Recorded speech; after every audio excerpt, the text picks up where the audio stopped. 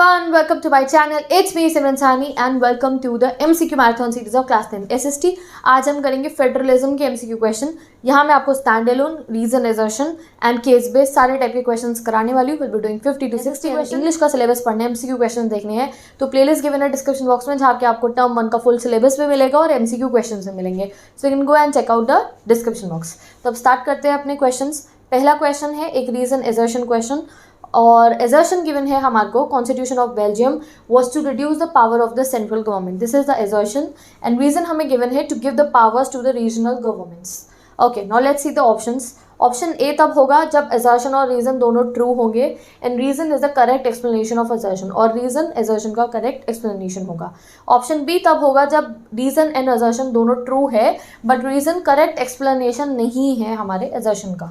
Option C तब होगा जब एजर्शन ट्रू है, रीजन फॉल्स है. एंड ऑप्शन डी तब होगा जब एजर्शन एंड रीजन दोनों ही फॉल्स हैं. तो लेट्स सी हियर. तो सबसे पहली बात तो ये लिखी है एजर्शन में हमें constitution of Belgium was to reduce power of central government. तो येस, ये तो ट्रू है दैट कॉन्स्टिट्यूशन जो थी हमारी बेल्जियम की उसने सेंट्रल गवर्नमेंट की पावर को रिड्यूस करा था. रीजन हमें गिवन है to give the powers to the regional governments और ये रीजन भी ट्रू है. येस, उसने अपनी पावर को रिड्यूस इसलिए करा था सो दैट रीजनल गवर्नमेंट्स को पावर मिल सके. So both in the reason and assertion are true. तो ऑप्शन ए एंड बी अभी दोनों ही ट्रू है क्योंकि दोनों में स्टार्टिंग का ट्रू है. अब लेट्स सी दैट रीजन जो है एजर्शन का करेक्ट एक्सप्लेनेशन है या नहीं है. So let's see the reason one more to give the powers to the regional governments. तो भाई यहाँ पे आप देख सकते हो कि सेंट्रल गवर्नमेंट जो हमारी होती है बेल्जियम की जो सेंट्रल गवर्नमेंट है उसने अपनी पावर्स कम करी सो दैट वो अपनी कुछ पावर्स रीजनल गवर्नमेंट को दे पाए. तो यहाँ पे जो रीजन है करेक्ट एक्सप्लेनेशन है हमारे एजर्शन का. So here option A will be correct. Okay, तो यहाँ पे आपको किसको टिक करना होगा? ऑप्शन ए को. वाई? बिकॉज रीजन एजर्शन दोनों ट्रू भी है और जो रीजन है वो करेक्ट एक्सप्लेनेशन है ए यानी कि एजर्शन का. Let's see the next question. Regional government existed in Belgium even earlier. ये भी एक रीजन एजर्शन है. ठीक है, एजर्शन हमें क्या गिवन है? Regional government existed in Belgium even earlier. पहले भी करती थी. They had their roles and powers but all these power were given to government and could be withdrawn by the government any time.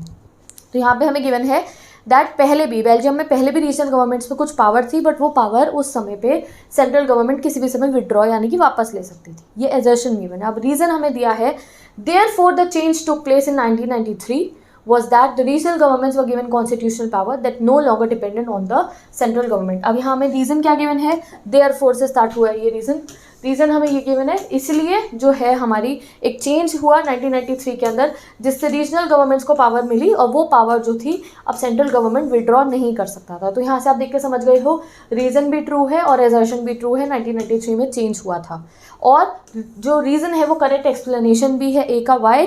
Because ये problem को हटाने के लिए ही कि भैया रीजनल गवर्नमेंट को पावर तो दे दी बट कभी भी खींच सकता था बेल्जियम का सेंट्रल गवर्नमेंट रीजनल गवर्नमेंट से पावर. उन्होंने 1993 में एक लॉ बना दिया था द रीजनल गवर्नमेंट की पावर अब सेंट्रल गवर्नमेंट नहीं ले सकती है. So both the reason and assertion are true and at the same time reason correct explanation है हमारे एजर्शन का. तो यहाँ पे भी करेक्ट आंसर कौन सा होगा? हमारा option A. Let's see the next one. Belgium shifted from unitary form of government to. Belgium की कैसे शिफ्ट हुआ था? From unitary to federal, constitutional monarchy, authoritarian या नन ऑफ द अबव. तो correct answer is federal. Next question. Which type of government does the Belgium have. Belgium में किस type की government है? डिक्टेटरशिप, कम्युनिज्म या फिर यूनिटरी या federal. तो correct answer is federal. Assertion given है. अब हमें फिर से Sri Lanka continues to be for all practical purpose a unitary system where the national government has all powers.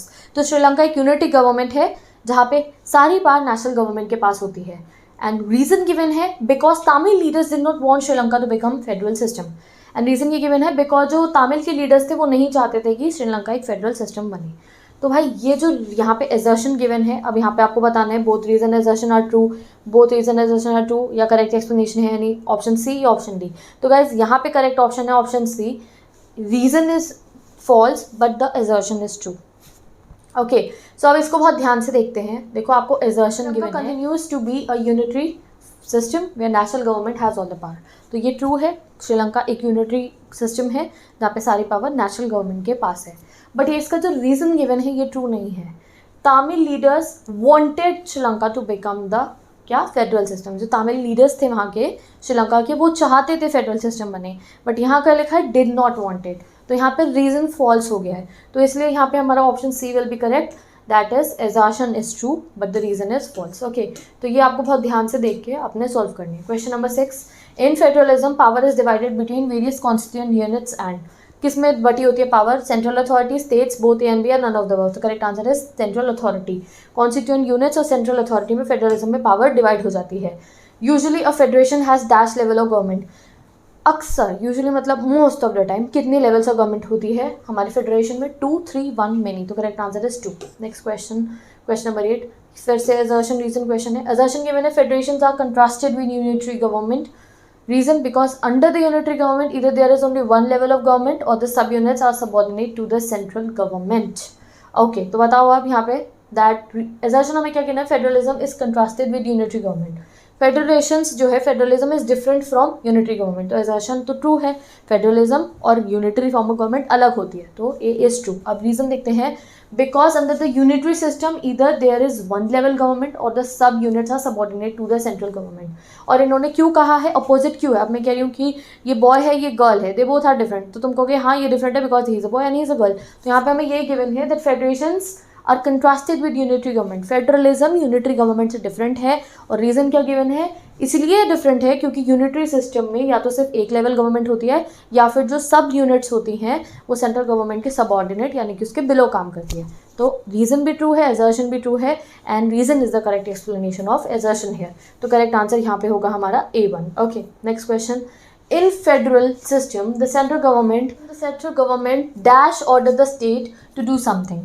तो कैन ऑर्डर द स्टेट या can not order the state? तो correct answer is A1। Federal system में जो central government है वो जो state government है उनको कुछ ऑर्डर नहीं कर सकती है, ठीक है, वो ना तो उनकी पावर विड्रॉ कर सकते हैं ना ही उनको डोमिनेट कर सकते हैं, तो कैन नॉट आएगा। Next, state government has power of its own for which? State government के पास किस किस एरियाज में पावर होती है? It is answerable to central government, it is not answerable central government, it is answerable to people, या B and C। तो correct answer है स्टेट गवर्नमेंट की बेसिक पावर यही है, सबसे important power, that it is not answerable to central government. Like you are living in India, of government govern the same citizen but each tier has its own dash in the specific matters. तो क्या होती है हर एक हमारे organ की? Administration, jurisdiction, execution, policy. तो jurisdiction यानी कि वर्क करने का एरिया सबका अलग होता है। Just like I give you example of teacher, HODs and principles in a school. जैसे स्कूल में स्कूल के मॉनिटर का काम अलग होता है और हेड बॉय का काम अलग होता है, टीचर का, HOD का एंड प्रिंसिपल का अलग होता है, वैसे ही कंट्री में अलग अलग ऑर्गन्स, लेवल्स ऑफ गवर्नमेंट के डिफरेंट ज्यूरिडिक्शन एरियाज होते हैं। नेक्स्ट क्वेश्चन, द फर्स्ट, आपको पूरी डेफिनेशन दे रखी है और बताना है कि होल्डिंग टुगेदर है या कमिंग टुगेदर है।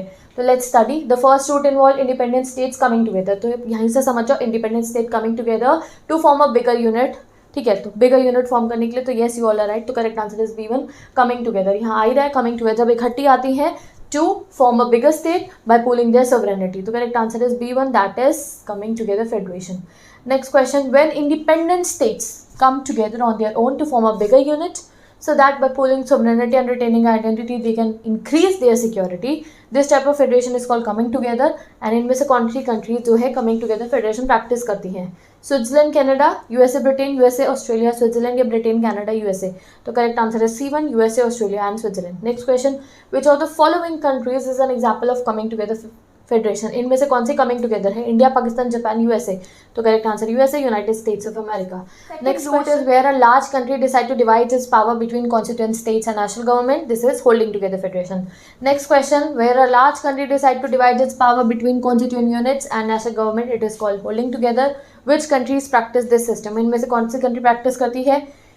India, Pakistan, Italy, India, Spain, Belgium, Canada, Italy, Germany, Australia, Canada, USA। तो correct answer B1, India, Spain, Belgium. Next question देखते हैं, different tyres of government govern the same citizens but each tyre has its own dash jurisdiction. This question is repeated. Next question, अब हमें what makes India federal country वाले topic पे आ गया और उसके क्या करेंगे MCQs। Let's start. Question number 18. The Constitution clearly provide a threefold distribution of legislative power between the Union government and the state government. और वो 3 लिस्ट में दी गई है, उनका नाम क्या है? यूनियन, स्टेट, कॉन्करेंट या ऑल ऑफ दिस? तो correct answer is all of this. Next question, rural government is popularly known as, क्या नाम है रूरल गवर्नमेंट का? जिला परिषद, पंचायत समिति, पंचायती राज या नन ऑफ द अबव? तो correct answer panchayati raj. Next question, which of the following government has 2 or more level of government? हम unity government, coalition government, federal government, unity government. So correct answer है C1, federal government में 2 या फिर मोर levels of government होती है। Next question, the constitution of India originally provided for, originally India में कितने type की गवर्नमेंट लिखी गई थी?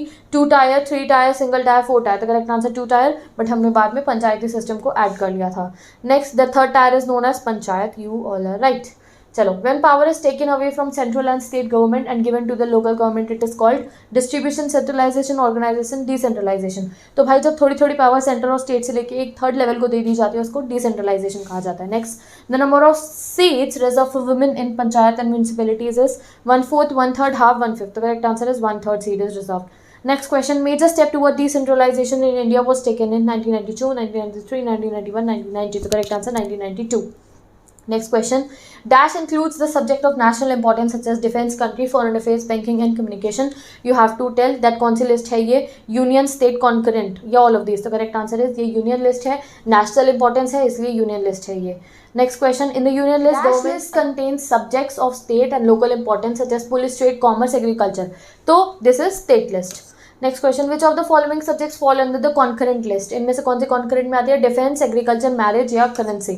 तो करेक्ट आंसर है C, marriage. Next question, different types of government such as education, forest, trade union, marriages, policy, trade, commerce, residuary subjects like computer software. ये option D, defence, foreign affairs, banking, currency, communication. तो D1 is correct, ये union list की चीजें हैं। Next, subjects like computer software comes in union list, state list, concurrent list या residuary list। So this you have to remember, residuary list। Next question, states such as dash enjoy special power under certain provision of constitution article 371 due to their particular social and historical circumstances। तो कौन सी states है वो? असम, नागालैंड, अरुणाचल, मिजोरम या all of the following. तो correct answer is all of the following. Next question, constitution of India dash due to their peculiar social and historical circumstance. इनमें से कौन से आर्टिकल का यूज हुआ था?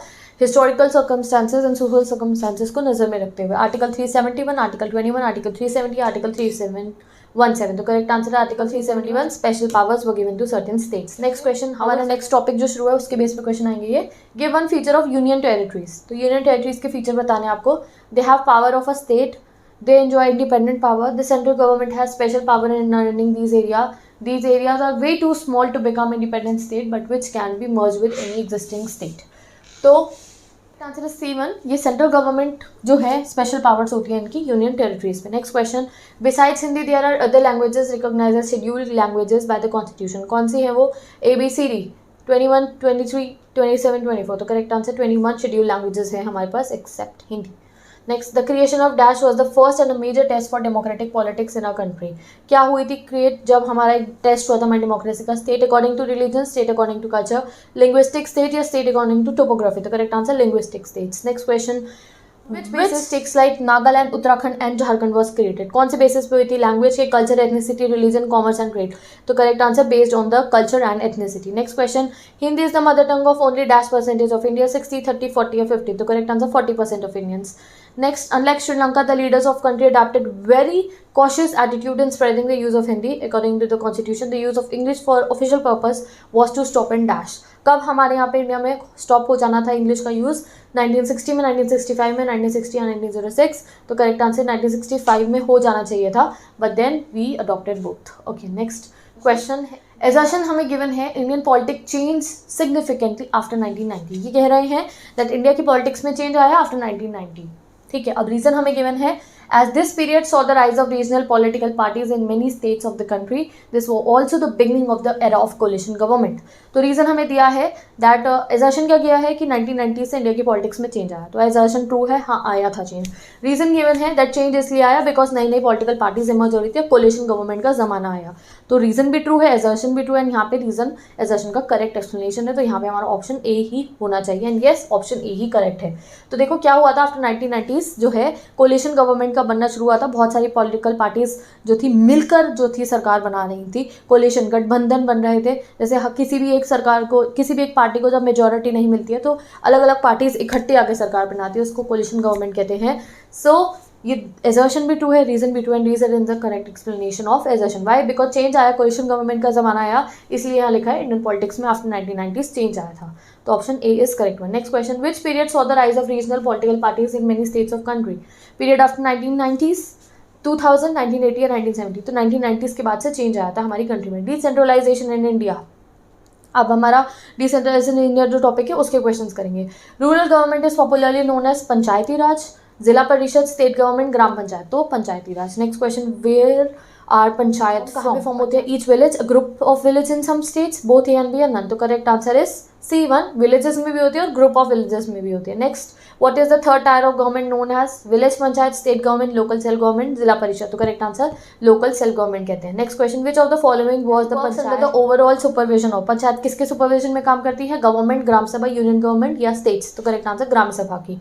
Next question, the local government structure goes right up to the district level, a few Gram Panchayat are group together to form what is usually called? तो भाई बहुत सारे ग्राम पंचायत को ग्रुप कर देते हैं तो उसको क्या बोला जाता है? पंचायत समिति, block, Mandal, both.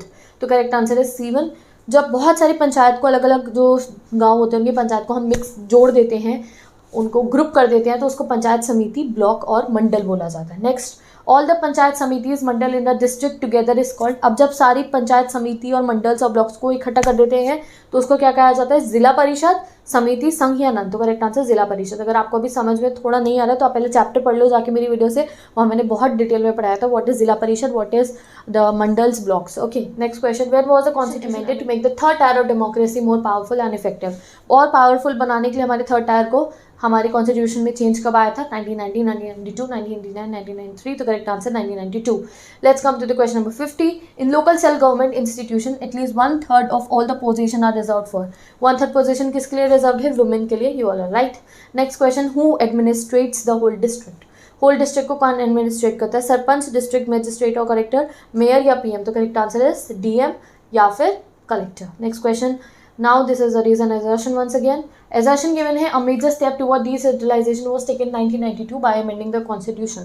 Yes, we know ये true है. Reason given है, constitution was amended to make the third tier of democracy more powerful and effective. और अभी हमने ऊपर पढ़ा भी है। रीज़न हमें दे दिया गया है दैट पहले हमें बताया चेंज हुआ और फिर रीज़न में दे दिया है दैट चेंज इसलिए हुआ so that third tier more effective हो। तो यहाँ पे रीज़न असर्शन दोनों ट्रू भी है and reason is the correct explanation of A, that is assertion. तो यहाँ पे करेक्ट आंसर ऑप्शन A होगा। Let's see the next question, question number 53। Municipalities are set up in town, cities, big cities या villages? तो correct answer is town. ये आपको याद रखना, म्यूनिसिपैलिटीज एंड म्यूनिसिपल कॉर्पोरेशन कहाँ पे कॉन्स्टिट्यूटेड इनटू म्यूनिसिपल कॉर्पोरेशन या फिर म्यूनिसिपैलिटीज? बताओ comment section. Head of municipality in a municipal corporation such officer is called? तो म्यूनिसिपल चेयरपर्सन होता है जो पॉलिटिकल हेड होता है म्यूनिसिपैलिटी का, उसको क्या बोला जाता है? सरपंच या फिर मेयर? तो correct answer is B, mayor. तो जो क्वेश्चन मैंने पूछे थे वो आप मुझे कमेंट सेक्शन में बताओ। एंड विद दिस गाइस हमने कितने क्वेश्चन कर लिए? Let us check. हम लोगों ने करे हैं अभी 55 क्वेश्चन। इसमें आपको मैंने बहुत सारे रीजन असर्शन क्वेश्चंस भी कराए हैं, स्टैंड अलोन्स भी कराए हैं, केस बेस भी कराए हैं। तो with this guys best of luck for your exams. Now I am going, I meet you in the next video. इसी तरीके से हम सारी 10th की MCQ मैराथन कंप्लीट कर लेंगे। मेरा क्विज चैनल है सिमरन डेली लाइफ, उसको जाके आप सब्सक्राइब करो, डिस्क्रिप्शन बॉक्स में उसका लिंक गिवन है। वहाँ पे यहाँ अभी मैंने आपको सारे आंसर बता दिए, वहाँ पे मैं लाइव आके क्विजेज ले रही हूँ, वहाँ पे मैं आपको चांस दूंगी लाइव में आंसर करने का and then we will be discussing the answer. So that अभी यहाँ पे मैंने आपको आंसर बता दिया, you have to learn this question, you have to understand this question and then we will be taking test. So जाके मेरा next channel आप चेक कर सकते हो सिमरन डेली लाइफ, जहाँ पे क्विजेस चल रहे हैं each and every day, so that you can check your progress and you can be very sure about your exam. So now I'm going, bye bye, take care and I'll meet you in the next video.